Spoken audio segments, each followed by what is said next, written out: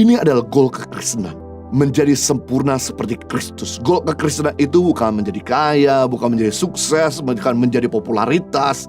Tapi goal kekristenan itu menjadi dewasa seperti Kristus. Tidak mudah, tapi kalau Anda mau, pasti Tuhan akan memberikan kemampuan.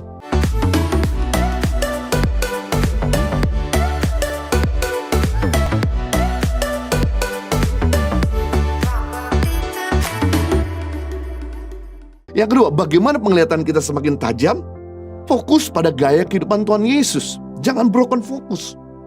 Matius pasal 6 ayat 22 dalam King James Version bahasa Inggris, "The light of the body is the eye. If therefore thin eye be single, their whole body shall be full of light." Saya terjemahkan dalam bahasa Indonesia, mata adalah pelita tubuh. Jika matamu tunggal, fokus, teranglah seluruh tubuhmu. Wow, ketika mata kita fokus, tunggal di sini bukan mata kita satu atau picek.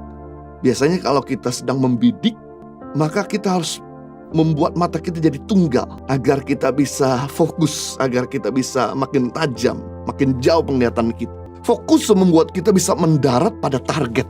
Tapi broken fokus membuat kita tidak bisa mencapai target. Saya teringat ketika saya diundang pelayanan di Kota Pekanbaru, terjadi kabut asap karena kebakaran hutan, mengakibatkan jarak pandang di bawah 140 meter.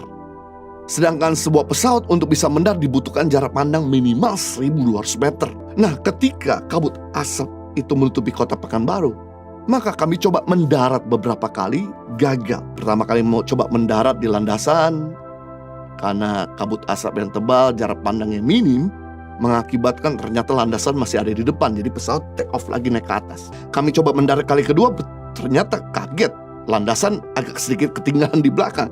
Akhirnya pesawat naik lagi ke atas. Kami berputar-putar di atas sampai menunggu kabut clear. Tapi kabut nggak clear juga. Bahan bakar kita mau habis. Akhirnya kita dialihkan untuk ke Pulau Batam. Sambil menunggu hujan turun atau kabut mulai reda, diisi bahan bakar pesawat kami. Begitu kami dengar berita hujan turun, betapa sukacitanya, dan kemudian mulai clear dan mulai jelas. Maka kami mulai terbang lagi dari Pulau Batam ke Kota Pekanbaru. Dan begitu sampai di Kota Pekanbaru, karena jarak pandang yang cukup jelas, fokusnya kelihatan, landasannya kelihatan, maka kami punya pesawat bisa mendarat dengan nyaman dan selamat. Membuktikan di sini yang membuat kita bisa mendarat pada rencana Tuhan adalah fokus. Coba kita nggak fokus atau miring sedikit, maka ujungnya sudah ada di tempat yang berbeda. Kecelakaan lalu lintas terbanyak belakangan ini terjadi karena supirnya main HP saat mengendarai mobil tersebut. Karena fokusnya terpecah, maka kecelakaan tidak bisa dihindari. Itulah sebabnya hampir sebagian negara memberlakukan denda atau fine bagi mereka yang memegang HP ketika mengendarai mobil. Hal yang sama juga yang menyebabkan kita mengalami kecelakaan rohani atau membuat kita jatuh dalam dosa karena broken focus. Karena kita nggak fokus pada kebenaran. Kita berdiri di atas dua perahu, suam-suam kuku. Sometimes kita timbul, sometimes kita tenggelam. Kadang kita berapi-api, kadang kita nggak berapi-api. Kadang kita hidup suci, kadang kita hidup nggak suci. Suka icip-icip dosa. Inilah yang membatalkan rencana Tuhan dalam kehidupan kita. Bukan Tuhan ingkar janji, bukan Tuhan tidak bisa mengenapi janji dalam hidup kita, tapi yang menggagalkan rencana Tuhan dalam kehidupan kita karena kita suka bermain-main dalam dosa. Gagal fokus, gagal melakukan kebenaran. Hidup ini sudah susah, tolong jangan ditambah susah karena perbuatan bodoh kita. Makanya biarlah kita punya mata tunggal, tidak lirik ke kanan ke kiri. Saya senang sekali kuda itu dikasih kacamata di kiri dan di kanannya, supaya bisa fokus ke depan.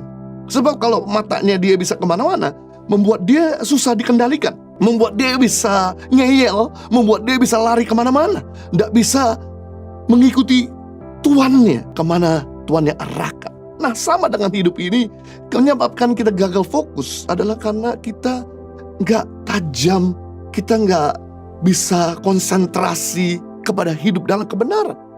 Mendua hati membuat kita bisa gagal pada rencana Tuhan yang sempurna. Kita lebih menempatkan uang daripada Tuhan. Atau kita tuh diperhamba oleh harta. Ini menyebabkan gagal fokus. Bahkan orang itu meninggalkan imannya kandas bukan karena problem. Problem justru membuat kadang-kadang iman kita makin bangkit, membuat kita punya semangat makin menjadi-jadi. Tapi justru membuat kita kandas dalam iman atau membuat kita jauh dari Tuhan karena kita menempatkan harta lebih daripada Tuhan. Kita mendua hati. Sampai kalau kita melupakan prioritas utama kita, ini berbahaya.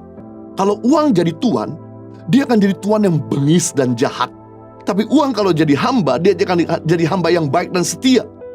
Jangan pernah kita cinta uang, karena uang gak pernah cinta kita. Ngapain kita mencintai yang gak pernah cinta kita? Itu namanya bertepuk sebelah tangan. Sakit tahu?